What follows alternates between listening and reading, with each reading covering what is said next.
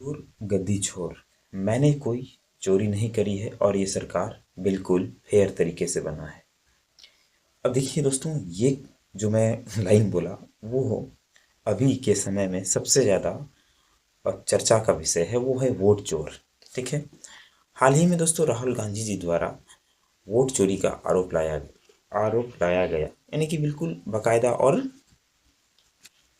सबूत के साथ। अगर आप देखेंगे कल का प्रेस कॉन्फ्रेंस या अगस्त के जो मंथ में प्रेस कॉन्फ्रेंस करी गई थी राहुल गांधी जी के द्वारा, उसमें उन्होंने एनडीए सरकार को वोट चोरी का आरोप लगाया और बाकायदा प्रूफ के साथ उन्होंने लगाया प्रेस कॉन्फ्रेंस करके। लेकिन दोस्तों, हमें कुछ चीज़ें अपने साइड में रख के, अपने ईगो को, अपने गुस्से को साइड में रखते हैं और समझते हैं बातों को ध्यान से। देखिए, इसमें तीन व्यक्ति, मतलब तीन ऐसे मुद्दे, ऐसे मैं मान लेता हूँ कि व्यक्ति हैं, जैसे एनडीए गठबंधन और ECI election commission of India. इसको फिलहाल के लिए मैं व्यक्ति या पर्सन मान लेता हूँ। ठीक है। या तीन आयोग में मान लेता हूँ फिलहाल के लिए, या तीन व्यक्ति।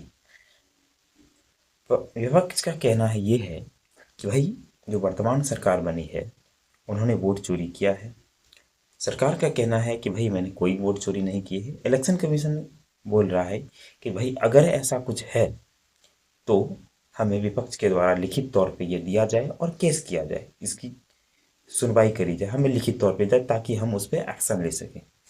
अब देखिए, सवाल यहाँ पे ये उठता है कि अगर सरकार ने अगर ऐसा किया है तो इलेक्शन कमीशन ऑफ इंडिया को जांच करना चाहिए, जो कि इलेक्शन कमीशन, ऐसा मुझे नहीं लग रहा है कि वो करते नजर आ रहे।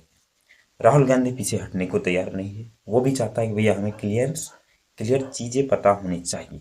सरकार एक ही बात लगा रही है कि नहीं, मैंने जो चुनाव जीता है वो क्लियर तरीके से जीता है, फेयर एंड क्लियर तरीके से।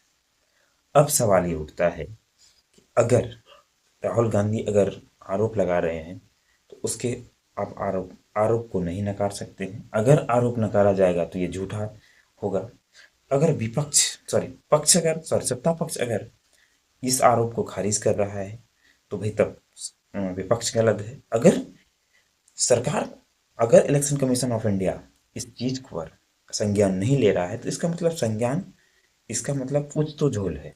अब सवाल ये उठता है कि हमें अपने चीजों को साइड में रखना चाहिए। उसके बाद इस मुद्दे पे हमें कभी सोचने का मौका मिलना चाहिए कि अगर ऐसा है तो सरकार और इलेक्शन कमीशन ऑफ इंडिया और विपक्ष, इन तीनों के बातों का जवाब हमें मिलना चाहिए। क्योंकि जनता सब देख रही है, क्योंकि इस लोकतंत्र में जनता मालिक है, जनता वोट करती है। चाहे वो जिसे जो वोट देना हो उसे देगा, इसे कोई रोक नहीं सकता है। अगर आपने गलत तरीके से जीते हैं तो चेक इन, माफ करिएगा, जांच होना चाहिए। अगर राहुल गांधी जी अगर राहुल गांधी जी प्रेस कॉन्फ्रेंस कर रहे हैं तो इलेक्शन कमीशन ऑफ इंडिया इसमें जिम्मेदार है, अगर सीधे सीधे तौर पे मेरे हिसाब से देखा जाए तो।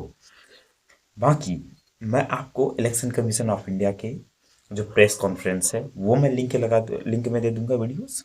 उसके बाद राहुल गांधी ने जो दो बार विदाउट, बिना प्रूफ के नहीं, प्रूफ के साथ उन्होंने जिस तरीके से प्रेस कॉन्फ्रेंस करी है, उसका वीडियो का मैं लिंक दे दूंगा अगर आपने नहीं देखा है तो।